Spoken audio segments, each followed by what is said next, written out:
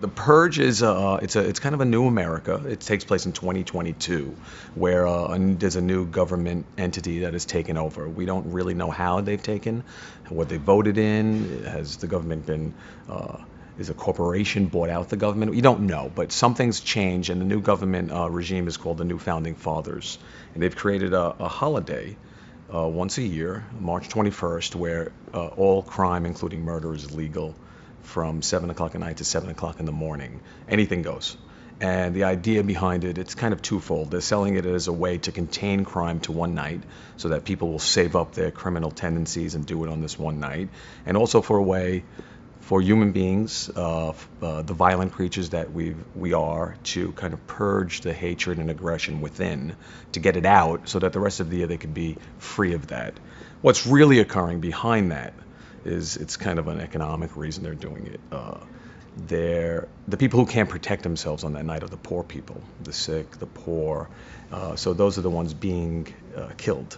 They're being sacrificed so that ultimately we're unburdening the economy by killing the non-contributing members of society, so there's a whole race class thing occurring in this time.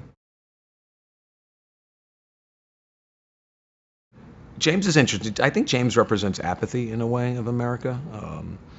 He's a salesman. He sells the security systems to the rich so they can protect themselves on this day. And so he in turn has become rich from the purge.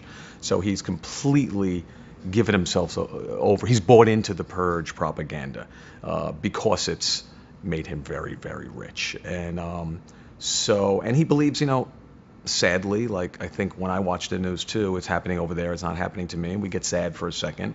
But the apathy we all kind of, I think, feel sometimes or display is all within him. He says it happens to poor people, and yes, that's very sad. Poor people die in this evening, but the violence never comes to our gated community. We're all protected here, so everyone stays away because you can't kill anyone in these gated communities. Everyone's very protected. So he's this man who's kind of gotten rich off the purge. He believes in it. He believes in the propaganda. He doesn't kill anyone. He doesn't go as far as partaking in the killing and the murdering, but he believes in it because it's made him rich, and he says it happens over there. It doesn't happen to me, but then the night comes kind of crashing down. There's a great moral lesson here for his character. Lena, I knew from a movie called Aberdeen, great independent film.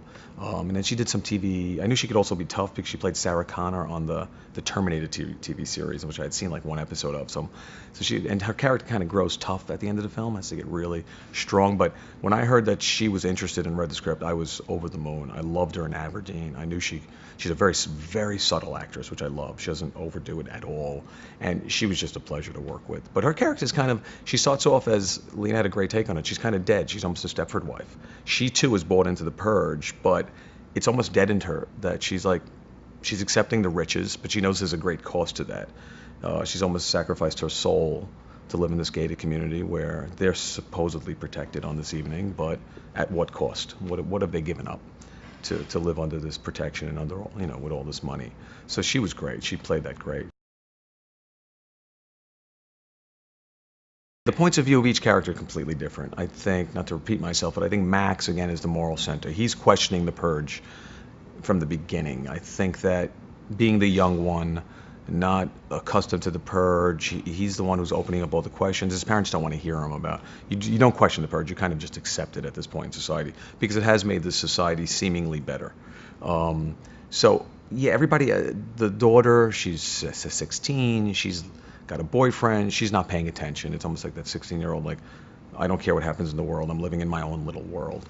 And then I think Ethan and Lena are, it's apathetic. They're just, it happens over there, I'm over here, we're rich, it's okay.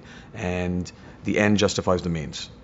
Society is good now. The economy is good. We kind of allude that society might have broken down at some point. We don't give too much about backstory, but we kind of say that America was starting to crumble. Crime, poverty, stock market crash, many wars, China divesting the bearer bonds in here. So everything kind of went haywire.